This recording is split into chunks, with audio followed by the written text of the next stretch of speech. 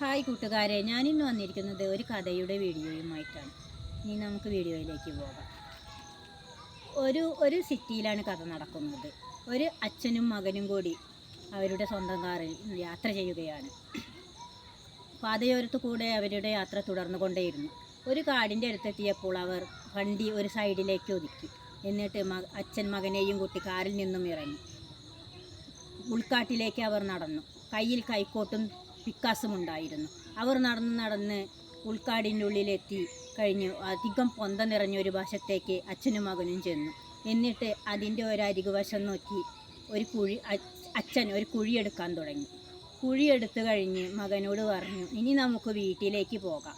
പക്ഷേ അപ്പോൾ മകൻ ചോദിച്ചു, എന്തിനാണ് അച്ഛ കുഴിയെടുക്കുന്നത്?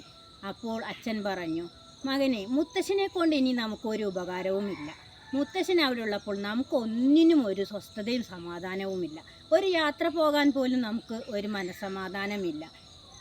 ഇനി നമുക്ക് മുത്തശ്ശനെ ഒഴിവാക്കണം. മുത്തശ്ശനെ നമുക്ക് രാത്രി ഈ കാടിൻ്റെ ഉള്ളിലെ ഈ കുഴിയിൽ കൊടുന്ന് അടക്കം ചെയ്യാം.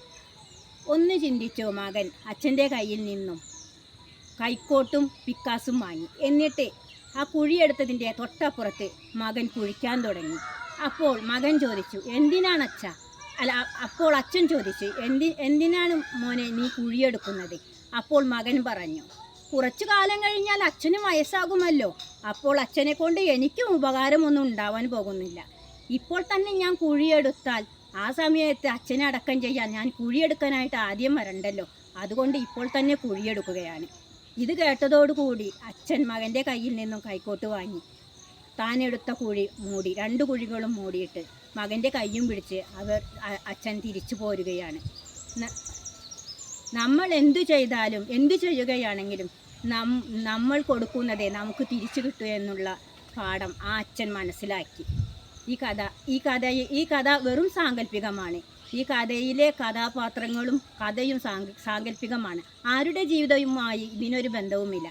ഇനി അടുത്ത വീഡിയോയിൽ കാണും വരെ ബായ്.